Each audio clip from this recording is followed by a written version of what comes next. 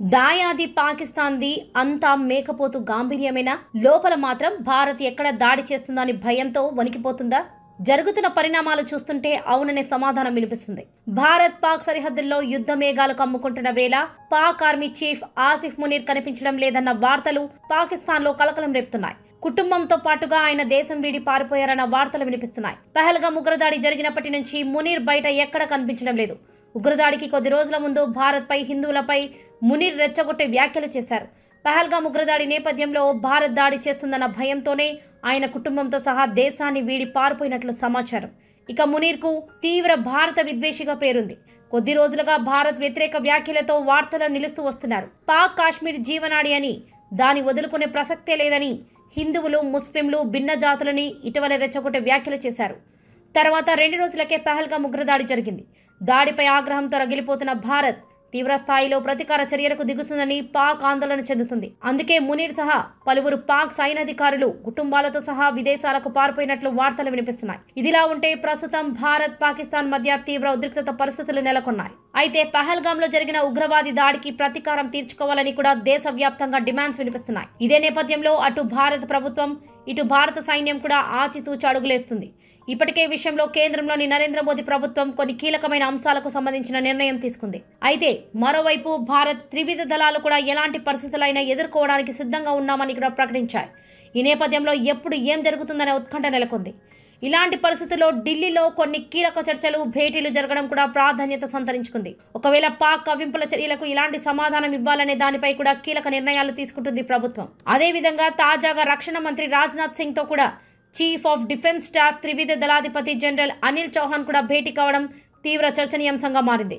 పహల్గామ్లో జరిగిన ఉగ్రదాడి తర్వాత ప్రస్తుతం భారత దళాలు తీసుకుంటున్న చర్యలు, సరిహద్దుల్లో ఇప్పటి పరిస్థితుల గురించి వీరిద్దరు చర్చించినట్లు తెలుస్తుంది. ఇక BSF director general Diljit Singh Chaudhary కూడా నార్త్ బ్లాక్ కు చేరుకోవడం, మరిన్ని భేటీలు జరగనున్నాయి. సిమ్లా ఒప్పందాన్ని రద్దు చేసుకున్నట్లు ఇప్పటికే దాయాది దేశం తెలిపింది. అయితే సరిహద్దుల్లో పాక్ సైన్యం కవ్వింపు చర్యలకు పాల్పడుతున్న వేళ ఢిల్లీలో జరుగుతున్న వరుస భేటీలు జరగడం ఇప్పుడు తీవ్ర ప్రాధాన్యం సంతరించుకుంది. అయితే పహల్గామ్లో దాడి జరిగిన తర్వాత చాలా చర్చలు జరుగుతున్నాయి. ఎప్పుడు ఏం జరుగుతుందో అనే ఉత్కంఠ నెలకొన్న నేపథ్యంలో ఇలా ప్రతి ఒక్క హై లెవెల్ కమాండింగ్ ఆఫీసర్ ఆ డిఫెన్స్ మినిస్టర్ని కలవడం, ఒకవేళ ఒక్క పర్మిషన్ ఇస్తే ఏ క్షణంలోనైనా దాడి జరగొచ్చనే వార్త వినిపిస్తుంది. పహల్గామ్లోని బైసారన్ వ్యాలీలో కాల్పుల ఘటన జరిగిన తర్వాత ఢిల్లీ వేదికగా కీలక పరిణామాలు చోటు చేసుకుంటున్నాయి. దానిలో భాగంగానే నిన్న కేంద్ర రక్షణ శాఖ మంత్రి CDF staff general Anil Chauhan భేటీ అయ్యారు. అంటే సెంట్రల్ డిఫెన్స్ స్టాఫ్ కు సంబంధించిన కీలధికారి భేటీ అయ్యారు. వారితో పాటు బీఎస్ఎఫ్, బార్డర్ సెక్యూరిటీ ఫోర్స్ కి సంబంధించిన డైరెక్టర్ జనరల్ కూడా భేటీ అయ్యారు. తాజా పరిణామాలకు సంబంధించి వారి నివేదిక సమర్పించినట్లుగా కూడా తెలుస్తుంది. భవిష్యత్తులో ఏ విధంగా ముందుకు వెళ్లాలి అనే అంశాలపై ఇద్దరు కూడా, ఇటు బార్డర్ సెక్యూరిటీ ఫోర్స్, మరోవైపు సిడిఎఫ్ స్టాఫ్ జనరల్ చౌహాన్ కూడా భేటీ అయిన నేపథ్యంలో కొన్ని కీలక పరిణామాలు చోటు చేసుకునే అవకాశం ఉందనేది కూడా ప్రచారం జరుగుతుంది. దానిలో భాగంగానే ఒకవైపు పాకిస్తాన్ కూడా యుద్ధానికి సిద్ధమంటూనే పాకిస్తాన్ కి సంబంధించిన సైనికులందరూ ఒక్కొక్కరుగా రాజీనామా చేస్తున్నారు. పాకిస్తాన్ కి సంబంధించిన మేజర్లు దాదాపు 250 మంది రాజీనామా చేశారు. పాకిస్తాన్ సైనికులు కూడా 1200 మంది రాజీనామా చేశారు. వారి బాటలోనే మరికొంతమంది ఉన్నట్లుగా తెలుస్తుంది. దీనికి సంబంధించిన రాజీనామా లేఖను ఆ పాకిస్తాన్ ఆర్మీ చీఫ్ కు వార్ పంపించారు. దానికి సంబంధించిన లేఖలన్నీ కూడా సోషల్ మీడియాలో వైరల్ అవుతున్నాయి. అంటే పాకిస్తాన్కి సంబంధించి ప్రధానంగా గతంలో కూడా పుల్వామా అటాక్ జరిగింది. పాకిస్తాన్కి సంబంధించిన ఉగ్రవాదులు పుల్వామా అటాక్ చేశారు. 2019లో ఈ అటాక్ జరిగింది. పుల్వామా మెయిన్ రోడ్ పైనే సైనిక విధుల్లో భాగంగా వ్యాన్లో వెళ్తున్న సైనికులపై దాడి జరిగింది. దాంట్లో దాదాపు 40 మంది వరకు కూడా చనిపోయారు. ఆ ఘటన తర్వాత ఏదైతే పహల్గామ్ ఘటన అయితే ఉందో అదే తీవ్రతతో ఈ ఘటన కూడా జరిగింది. దీంతో దాదాపు 26 మంది చనిపోయారనేది కూడా ప్రధానంగా చెప్తూ ఉన్నారు. దీనికి ప్రతీకారంగా దాడులు ఉండబోతున్నాయనేది కూడా భారత ప్రభుత్వం చెబుతుంది. ప్రధాని నరేంద్ర మోదీ కూడా అదే విధంగా కీలక వ్యాఖ్యలు చేశారు. ఇక ఇప్పుడు ఏం జరగబోతుంది? భవిష్యత్తులో భారత్ అన్నింటికి సిద్ధమవుతుంది. త్రివిధ దళాలకు అన్ని ఆదేశాలు ఇచ్చారు. ఆర్మీ, నేవీ, ఎయిర్ ఫోర్స్ కు సంబంధించిన అధికారులందరికీ కూడా ఆదేశాలు జారీ చేశారు. ఇప్పటికే ఆర్మీ చీఫ్ విక్రమ్ ద్వివేది అందరికీ కూడా సెలవులు రద్దు చేసి అందరు కూడా డ్యూటీలో జాయిన్ కావాలంటూ కూడా ఆదేశాలు జారీ చేసిన నేపథ్యంలో వారందరూ కూడా డ్యూటీలో జాయిన్ అవుతున్నారు. ఎప్పుడు ఏం జరగబోతుంది అనేది కూడా పాక్ లో వణుకు పుడుతున్న పరిస్థితి కనిపిస్తుంది. దానికి అనుగుణంగానే ముందుగానే ఓటమి అంగీకరించినట్లుగానే ఎవరైతే పాక్ సైనికులు ఉన్నారో వారందరూ కూడా భయంతోనే, అంటే మన దగ్గర యుద్ధానికి సంబంధించిన సామాగ్రి లేదు, ఎటువంటి హెడ్ ట్యాంకర్లు లేవు, కానీ మనం ఇప్పుడు భారత్తో యుద్ధం చేస్తే ప్రాణాలు కోల్పోవడం తప్ప ఎటువంటి ఫలితం ఉండదని అభిప్రాయం వ్యక్తం చేస్తున్నారు. దానిలో భాగంగానే పాకిస్తాన్ సైనికులందరూ కూడా ఓటమిని ముందే అంగీకరించినట్లుగా భావిస్తున్నారు.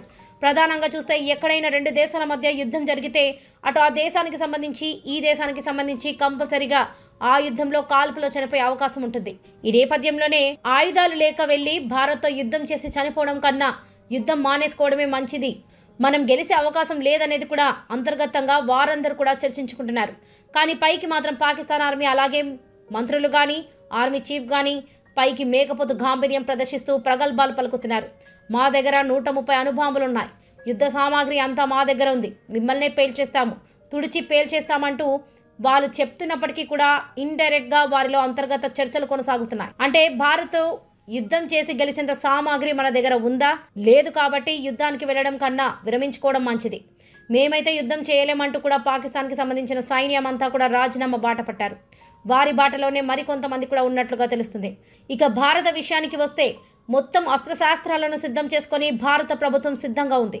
ఆర్మీ బలగాలు జమ్మూ కాశ్మీర్, అనంతనాగ్, పుల్వామా, కుల్గాం, మరోవైపు పెహల్గాం పరిసర ప్రాంతాల్లో అంతా కూడా భద్రతను కట్టుదిట్టం చేశారు. కానీ ఇక్కడ బార్డర్లో చూసుకుంటే గనుక కాల్పులు, ఎదురు కాల్పులు అనే కవ్వింపు చర్యలను పాకిస్తాన్ చేస్తుంది. దానికి సంబంధించి భారత సైన్యం కూడా ధీటుగా సమాధానం చెప్తుంది. కానీ ఏ సమయంలోనైనా యుద్ధం రావచ్చు అనేది కూడా ప్రధానంగా భావిస్తున్నారు. దానిలో భాగంగానే ఢిల్లీ వేదికగా కీలక పరిణామాలు చోటు చేసుకుంటున్నాయి.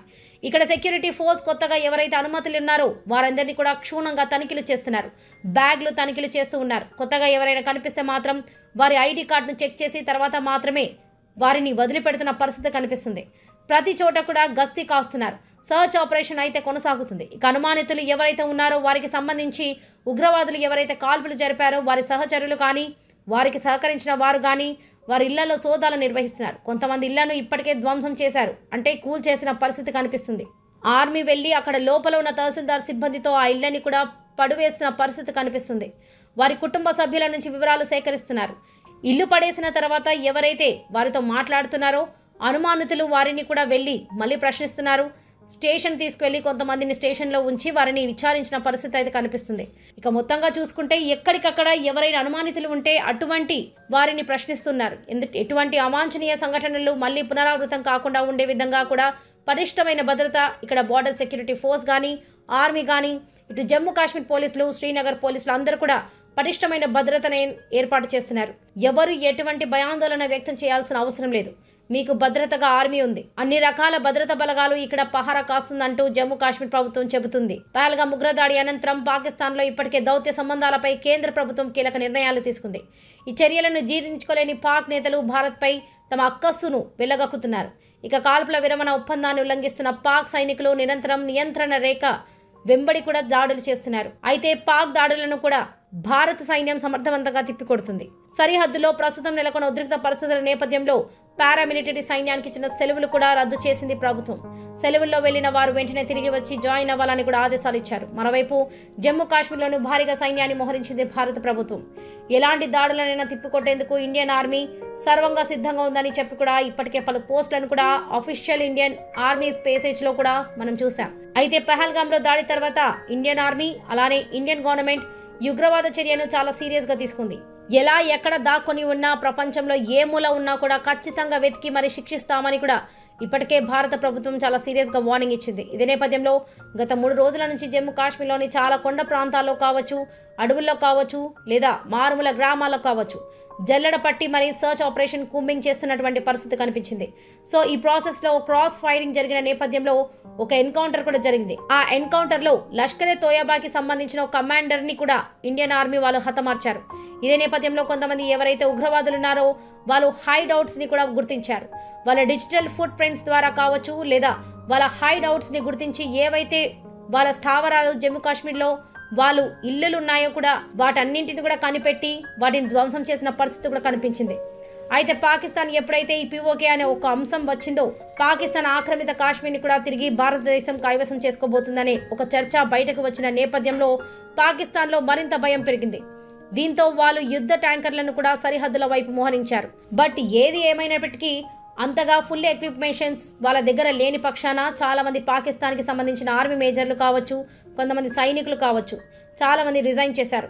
ఎందుకంటే మన దగ్గర భారత్ పోరాడేంత శక్తి లేని నేపథ్యంలో మనం యుద్ధానికి ఎలా వెళ్ళగలమనే ఒక క్వశ్చన్ మార్క్తో చాలా మంది కూడా ఆర్మీకి సంబంధించిన మేజర్స్ కావచ్చు, పాకిస్తాన్లో సైన్యం ఉన్న చాలా మంది సైనికులు కూడా కావచ్చు, రిజైన్ చేసినటువంటి పరిస్థితి కనిపించింది. బట్ ఇప్పటికే భారతదేశం చాలా కీలక నిర్ణయాలు తీసుకుంది. సింధు జలాల ఒప్పందాన్ని కావచ్చు, లేదా వాగా బార్డర్ క్లోజ్ చేసే విషయం కావచ్చు, ఇక్కడ పాకిస్తాన్ కమిషన్కి సంబంధించి కావచ్చు, 48 గంటల్లో పాకిస్తాన్ హై కమిషన్తో పాటు ఎవరైతే పాకిస్తాన్ వాళ్ళు వీసా తీసుకొని ఇండియాలో ఉన్నారో వాళ్ళు వీసాని కూడా క్యాన్సిల్ చేస్తున్నారు. ఇక ఇమీడియట్గా ప్యాకప్ చేసుకొని ఇండియా వదిలిపెట్టి వెళ్ళకపోతే కఠిన చర్యలు తీసుకుంటామని కూడా ఇప్పటికే ఇండియన్ గవర్నమెంట్ చాలా సీరియస్గా వార్నింగ్ ఇచ్చింది. అయితే రాజ్నాథ్ సింగ్తో కూడా చాలా మంది హై లెవెల్ ఆఫీసర్స్ కూడా డిఫెన్స్ మినిస్టర్ అయిన రాజ్నాథ్ సింగ్తో కలుస్తున్నారు. సో ఈ నేపథ్యంలో వన్స్ ఇండియన్ గవర్నమెంట్ పర్మిషన్ ఇస్తే అటాక్ చేయడానికి ఇండియన్ ఆర్మీ రెడీగా ఉన్నట్లుగా తెలుస్తుంది.